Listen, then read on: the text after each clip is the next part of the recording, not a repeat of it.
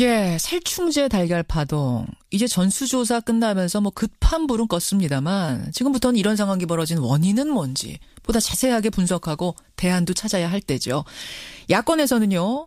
이번 사태에 대해 책임지고 식약처장이 물러나야 한다. 이런 주장이 나오고 있습니다. 자, 여야의 입장 차례로 들어보죠. 먼저 계란법이란 이름의 법안을 발의한 분이세요. 바른정당의 박인숙 의원 연결이 돼 있습니다. 박 의원님, 네. 안녕하세요. 네, 안녕하세요. 우선, 박인숙입니다. 예, 계란법이 뭡니까? 이게 원래 축산물 위생관리법이라고, 그러니까 정식 이름인데요. 예. 거기서, 그러니까 여태까지 이런 게 없었습니다. 그러니까 소고기나 닭고기 달리 계란에는 이런 이제 관리하는 법이 없기 때문에 첫 번째 농장에서 계란을 생산할 때 검란, 선별, 포장하는 식용란, 선별 포장법을 포장업을 신설했고요. 해썹을 의무적으로 받고 또 계란 출하 때 거래 명세서를 발급해야 되고 또 검사관이나 관련 공무원이 그 생산 농장에 출입할 때 그 식용란은 검사할 수 있는 법적 근거를 마련했고 또 식용란은 가정용 또는 이제 가공 원료용으로 두 가지 연료로 쓰이거든요. 그리고 용도별로 유통 판매가 이루어질 수 있게 하는 그 법적 근거를 만든 겁니다. 여지까지 이런 법이 없었어요. 법적인 근거를 마련하는. 근데 의원님, 이번에 적발된 농가들 보면요. 상당수가 친환경 인증도 받고 조금 전에 말씀하신 그 해썹 인증도 받은 농가였어요. 네. 거기서 나온 달걀이라면 믿을 수 있다 해서 좀 비싼데도 돈 주고 샀던 소비자들은 지금 배신감이 이만저만이 아닌데 이거는 대체 왜 이랬던 겁니까? 그때 이 법대로만 했으면 이제 괜찮은데 사실 그때 이제 조류 인플루엔자로 농가 출입이 금지돼서 가서 조사를 못했다. 그런 인증원의 이제 입장도 있거든요. 인증해준 업체 입장은 그래요? 네. 그래서 그때는 잔류 검사를 이제 인주기 전에 작년 11월부터 살충제 잔류 검사를 인증 기준에 포함했는데 그리고 1년에 한 번씩 사후 검사를 하기로 했는데 그거를 들어가지 못해서 못했다.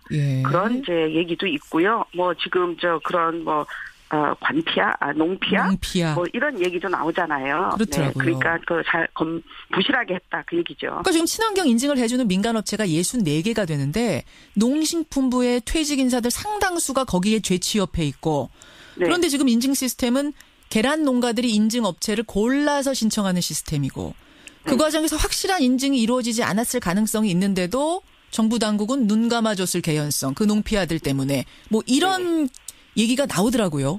네, 그런 얘기가 나오죠.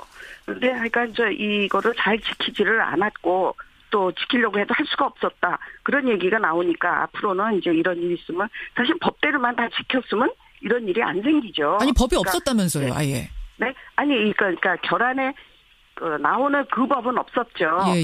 그러니까 이제 이 해썹 이런 거를 제대로 했으면 되는데 이 결안의 유통에서부터 끝까지 할 수 있는 그런 법적 근거는 없었기 때문에 이제 이거를 하려면서 이거 추적을 하자. 지금 거래 명세서도 없기 때문에 어디서 나온 결안이 어디로 갔는지조차도 알 수가 없거든요. 그렇죠.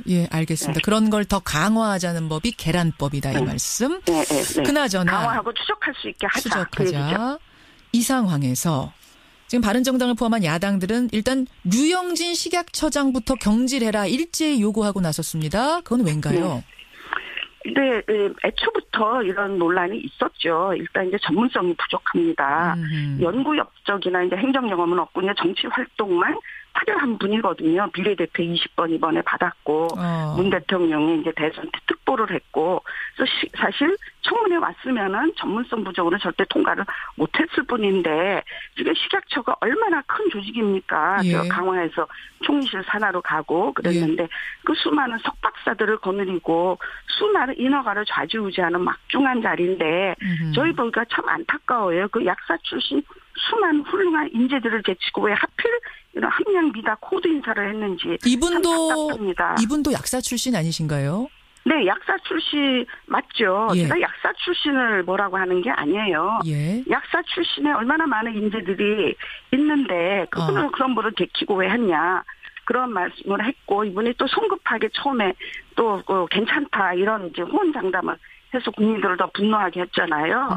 그 제가 또 특히 말씀드리고 싶은 거는 이번에 문재인 대통령이 야심차게 건보 보장성 강화 정책을 이제 발표했잖아요. 비보험 모두 없앤다. 예. 그 정책을 성공하는 데는 여러 가지 요건이 있지만 예. 물론 이제 재정도 중요하지만 또 하나가 이게 식약처가 여기에 매우 큰 역할을 해야 돼요. 아하. 그런데 거기서 인허가를 다 다루니까 그거를 이제 성공시키려면은 식약처에서 그 식약처장의 역할이 매우 중요한데 문케어를 성공시키기 위해서는 식약처장 역할이 중요하다. 그렇죠. 굉장히 중요하죠. 그래서 예. 식약처의 중요성을 모르거나 식약처를 우습게 보는지 이렇게 잘못한 그 정책이라 사실 좀 더 이 정책에 걱정이 됩니다. 그러니까 지금 류영진 식약처장이 그냥 약사 출신 일하기 그건 아니죠. 약사 출신들이 다 처장했죠. 예. 약사 출신이라는 게 아니에요. 그러니까 이보다 더 훌륭한 분들이 있는데 이분이 전문성이 떨어진다 하면 그럼 식품 쪽의 전문성이 떨어진다 이 말씀이실까요?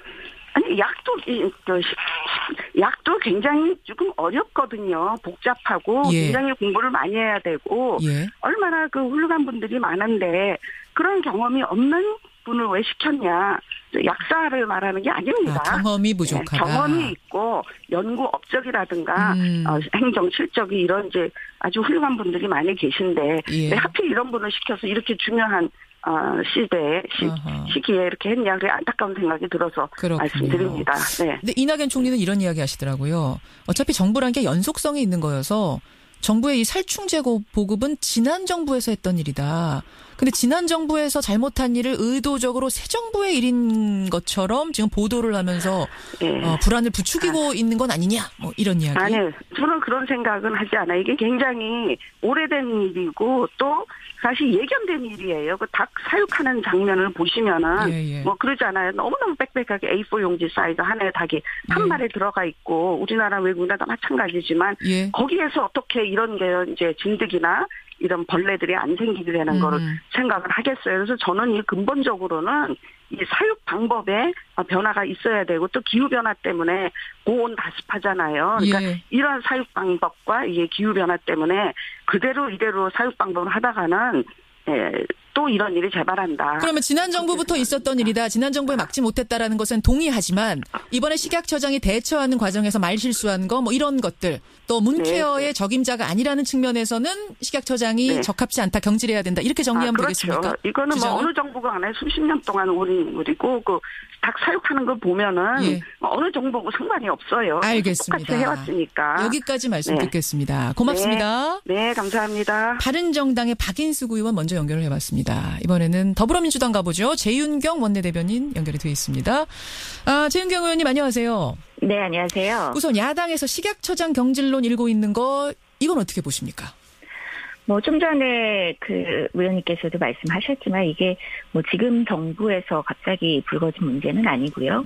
뭐 작년부터 특히 언론 또 그 소비자 연맹 그리고 국정감사 등에서도 수차례 이미 지적된 문제입니다. 그래서 박근혜 정부 국정 공백 기간에 그 해당 부처인 농림축산식품부 등이 수차례 지적했는데도 불구하고 그 대책을 세우지 않았던 것이 이제 좀 더 큰 문제가 아니었나 싶고요.